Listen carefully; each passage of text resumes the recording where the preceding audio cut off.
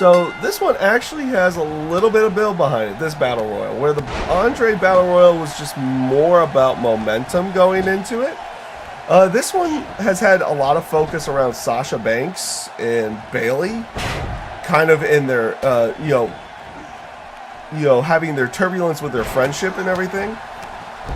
Without the full heel turn happening yet, more than likely that happens at Raw or something like that.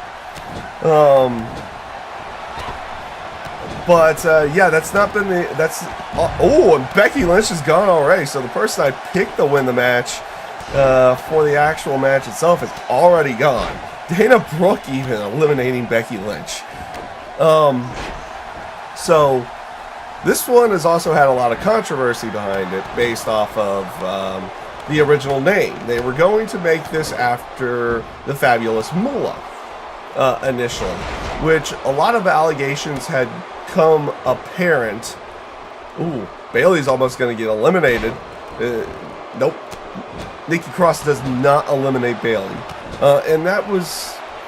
They were made more visible, the allegations of everything against the Fabulous Moolah had been out for years at that time, but they became more apparent. Oh, and Carmella's gone and eliminated by Naomi, and it caused a big uproar when WWE decided to make the Battle Royal named after the Fabulous Moolah.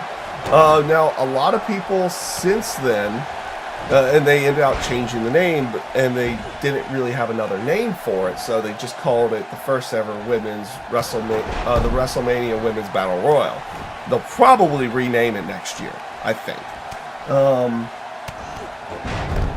And it's one of those things that, you know, a lot of the things that were being said about Moolah were after Fabulous Moolah's death and everything, so there was no way for her to defend herself. I'm not going to say that they're true or not. They're all allegations technically at this time. There's been no real proof of anything. That's been the deal.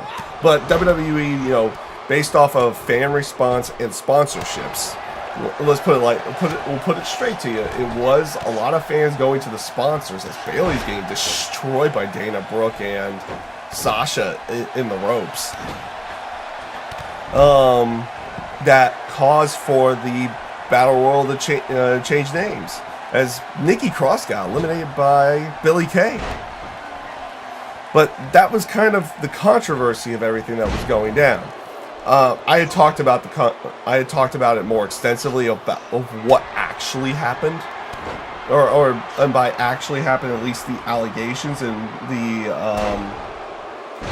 the allegations that had happened and what they were. They're like, if they're true in any way, they're very disgusting. It's some very disgusting stuff, and yeah, they do not need to be memorializing Moolah for that. But there's also been a lot of people coming out and refuting those accusations afterwards as well. So it's one of those kind of damned if you do, damned if you don't type things. So they just kind of gave generic name, and hopefully next year they come up with a new name for the Women's Battle Royal, as Dana Brooke has been eliminated by Naomi. But back to more of the story of this match. Like I said, this one has had more story build up, because they've been doing this thing mainly with Sasha and Bayley, where they've been kind of at odds, where they've been good friends for the entire time, but now they are pretty much infighting against each other, and it's been they've done some pretty good stuff so far with the Bayley and Sasha stuff. Honestly, if they put Bayley and Sasha in a one-on-one match at WrestleMania based off of this stuff, I think it would have been perfectly fine. But it seems like they're going to be saving their one-on-one feud for a later time, which is completely fine as well, because now they'll at least, if they, with it being saved for a different time, they'll probably get more time to actually, make the feud seem more, have it be more important, as Bayley gets rid of Naomi. And it's one of those, it's one of those things that you kind of, it's like, yeah, you feel like Bayley and Sasha, based off the build that they've had so far with their feud right now starting, feels like it should be a one-on-one match right off the bat. But the fact that they have them in the Battle Royal is probably going to be a good thing for their feud down the line, because they'll probably get more time for their one-on-one matches later, where at WrestleMania they might, based off the card and everything, you might only get a couple of minutes maybe. You wouldn't get a lot of time for that match at this point in time. So, oh, and there goes Billie Kay. It's going to come down to Sasha and Bayley. So, yeah, you'll probably see more time given to their matches at a later time, which is going to be a good thing.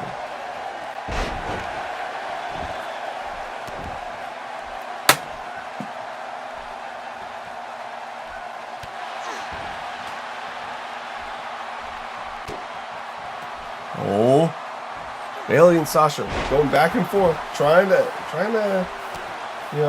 see who's going to be the better one and win the women's battle royal.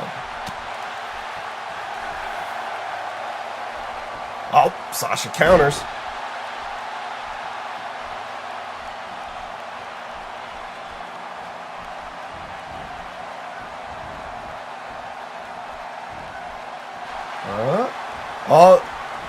And yep, Sasha eliminates Bayley and wins the WrestleMania Women's Battle Royal. So, yeah, Sasha Banks pulls out the victory. That was again a fun Battle Royal.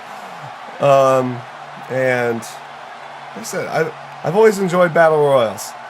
And it'll be nice to have two of them. It kind of sucks that both of them are going to be on the pre-show this time around, but yeah, based off of the rest of the card as well, it's probably not a bad thing either. I mean, I guess they could have definitely put one of the Battle Royals, which more than likely would have been they would have probably more than likely put the Women's Battle Royal on the main card, but then, like, which of those other matches do you move down to the pre-show at that point in time? So having both the Battle Royals on the pre-show is not necessarily a bad thing on this one. And yeah, we'll see how that one plays out as well. So we got those two matches for the pre-show. We also have one more match for the pre-show.